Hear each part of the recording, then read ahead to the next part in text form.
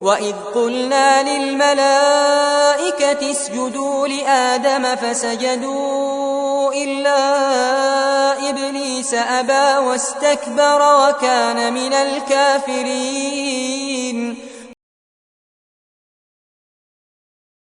اور جب ہم نے فرشتوں سے کہا کہ آدم کو سجدہ کرو تو انہوں نے سجدہ کیا سوائے ابلیس کے، اس نے انکار کیا اور تکبر کیا اور وہ کافروں میں سے ہو گیا۔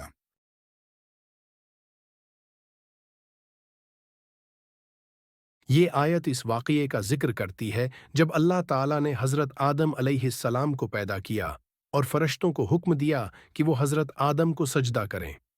فرشتوں نے اللہ کے حکم کی تعمیل کرتے ہوئے سجدہ کیا، لیکن ابلیس شیطان نے تکبر کی وجہ سے سجدہ کرنے سے انکار کر دیا۔ اس نے حضرت آدم علیہ السلام کے مقابلے میں اپنے آپ کو برتر سمجھا اور اللہ کے حکم کو نہیں مانا، جس کی وجہ سے وہ کافروں میں شامل ہو گیا اور اللہ کی رحمت سے خارج کر دیا گیا۔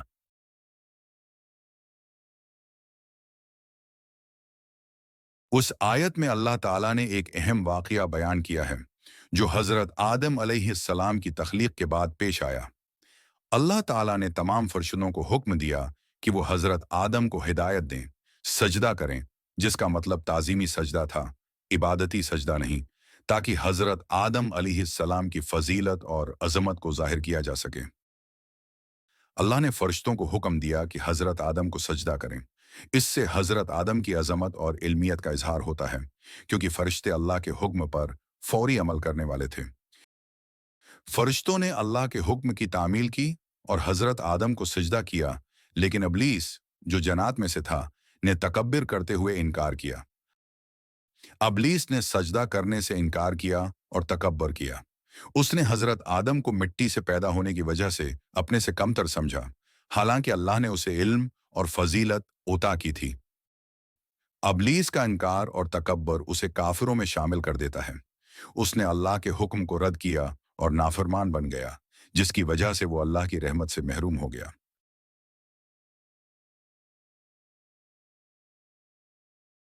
انسان کی فضیلت۔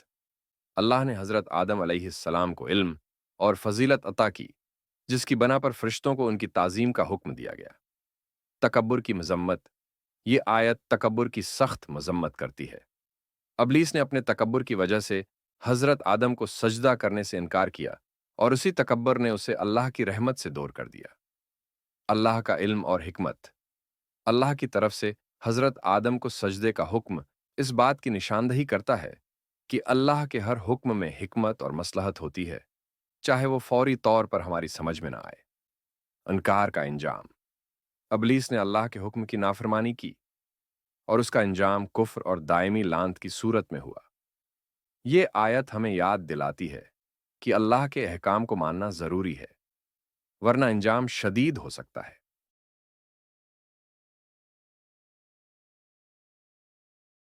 حضرت آدم کی فضیلت۔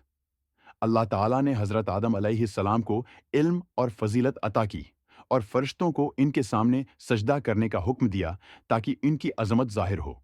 تکبر کی مذمت۔ ابلیس نے تکبر کی وجہ سے اللہ کے حکم کی نافرمانی کی اور یہ تکبر اسے کفر تک لے گیا۔ اللہ کی نافرمانی کا انجام۔ ابلیس کا انجام اس بات کی وضاحت کرتا ہے کہ جو شخص اللہ کے احکام کی نافرمانی کرے گا وہ اللہ کی رحمت سے محروم ہو جائے گا۔ فرشتوں کی فرمان برداری۔ فرشتوں نے اللہ کے حکم کی تعمیل کی اور آدم کو علیہ السلام سجدہ کیا، جو کہ ان کی فرمان برداری اور اللہ کے حکم کو ماننے کی علامت ہے۔ انسان کی آزمائش۔ حضرت آدم علیہ السلام کی تخلیق اور ہمیشہ کی آزمائش ہے۔ ابلیس کے انکار کے واقعے سے یہ معلوم ہوتا ہے کہ انسان کو زمین پر بھیج کر ایک آزمائش میں ڈالا گیا ہے، جہاں اسے اللہ کے احکام پر عمل کرنا ہے اور شیطان کے وسوسوں سے بچنا ہے۔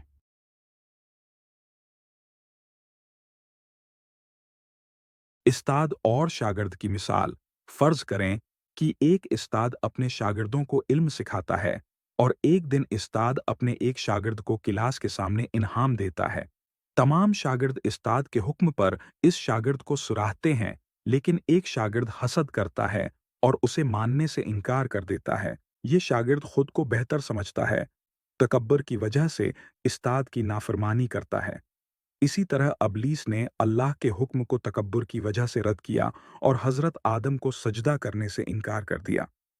कंपनी के सरबराह और मुलाजमीन की मिसाल, जैसे एक कंपनी का सरबराह एक नया मुलाजिम तैनात करता है और बाकी मुलाजमीन को कहता है कि इस नए मुलाजिम का एहतराम करें क्योंकि वो अहम जिम्मेदारियां निभाने वाला है। ज़्यादातर मुलाजमीन सरबराह के हुक्म की तामील करते हैं, लेकिन एक मुलाजिम अपने गुरूर में इस नए मुलाजिम को कमतर समझकर इसकी इज्जत नहीं करता और सरबराह के हुक्म को नज़रअंदाज करता है। इस मुलाजिम का गुरूर और नाफरमानी इसे कंपनी में कम इज्जत वाला बना देती है। इसी तरह अबलीस ने हजरत आदम को कमतर समझा और इनकार कर दिया। समाजी ग्रुप की मिसाल, फर्ज करें कि एक समाजी ग्रुप में एक नया फर्द शामिल होता है जिसे ग्रुप का सरबराह ताज़ीम के साथ खुश आमदीद कहता है और बाकी लोगों को भी उसकी इज्जत करने को कहता है। ज़्यादातर लोग सरबराह की बात है मानते हैं, लेकिन एक फर्द अपनी बर्तरी के एहसास की वजह से इनकार करता है और उसे कबूल नहीं करता। वो फर्द समझता है कि वो खुद ज़्यादा अहम है और नया फर्द इसके लायक नहीं। इसी तरह अबलीस ने हजरत आदम को सजदा करने से इनकार कर दिया क्योंकि वो अपने आप को हजरत आदम से बेहतर समझता था। फौजी कमांडर और सिपाहियों की मिसाल, फर्ज करें कि एक फौजी कमांडर अपने सिपाहियों को हुक्म देता है कि वो एक नए कमांडर का एहतराम करें क्योंकि वो ऐली सलाहियतों का हामिल है। तमाम सिपाही हुक्म की है तामील करते हैं, लेकिन एक सिपाही इनकार कर देता है क्योंकि वो खुद को बेहतर समझता है और नए कमांडर की इज्जत करने को तैयार नहीं होता। इसी तरह अबलीस ने हजरत आदम को सजदा करने से इनकार किया क्योंकि वो खुद को हजरत आदम से बेहतर समझता था। नतीजा, ये मिसालें हमें तकब्बुर की मजम्मत और अल्लाह के अहकाम की तामील के बारे में सबक देती हैं। अबलीस ने अल्लाह के हुक्म को नज़रअंदाज किया और अपने तकब्बुर की वजह से हज़रत आदम अलैहिस्सलाम को सजदा करने से इनकार किया, जिसकी वजह से वो अल्लाह की रहमत से महरूम हो गया। इन मिसालों से हमें ये समझने में मदद मिलती है कि तकब्बुर इंसान को बहुत बड़ा नुकसान पहुंचा सकता है और हमें अल्लाह के अहकामात की तामील में आजिज़ी अख्तियार करनी चाहिए।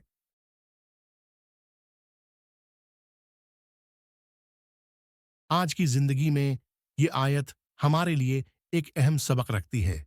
हम देखते हैं कि अक्सर लोग अपनी कामयाबियों, इल्म या मादी हैसियत की बना पर दूसरों को हकीर समझने लगते हैं। ये रवैया हमें अबलीस के तकब्बुर की याद दिलाता है, जिसने अपने गुरूर में हजरत आदम अलैहिस्सलाम को सजदा करने से इनकार कर दिया क्योंकि वो अपने आप को बेहतर समझता था। आज के दौर में भी लोग अपनी काबिलियत, दौलत, मकाम की बना पर दूसरों को कमतर समझते हैं और तकब्बुर का शिकार हो जाते हैं। ये आयत हमें आजिज़ी की तालीम देती है और बताती है कि अल्लाह के अहकामात की तामील में तकब्बुर की कोई जगह नहीं है। हमें हमेशा ये याद रखना चाहिए कि अल्लाह के सामने हमारी हैसियत वही है जो अल्लाह ने हमें अता की है और हमें अपने अमाल और अल्लाह के अहकाम के मुताबिक जिंदगी गुजारनी चाहिए, न कि गुरूर व तकब्बुर में मुब्तला होकर।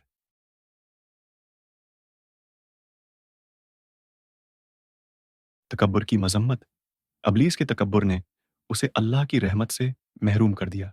ये आयत हमें याद दिलाती है कि तकब्बुर एक ऐसी सिफत है जो इंसान को बर्बादी की तरफ ले जाती है।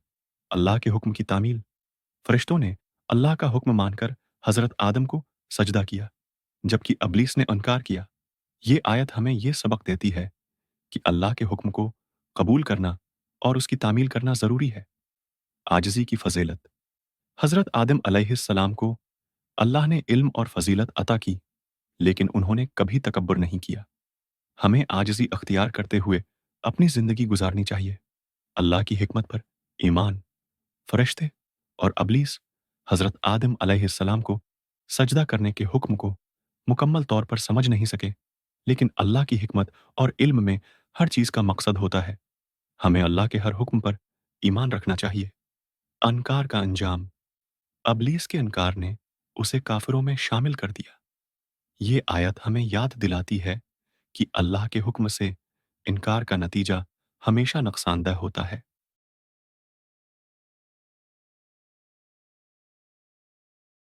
ऐ अल्लाह, ہمیں ہر قسم کے غرور اور تکبر سے محفوظ رکھ اور ہمیں ان عاجز بندوں میں شامل فرما جو تیری طاعت پر عمل کرتے ہیں اور خشوع والے دل رکھتے ہیں۔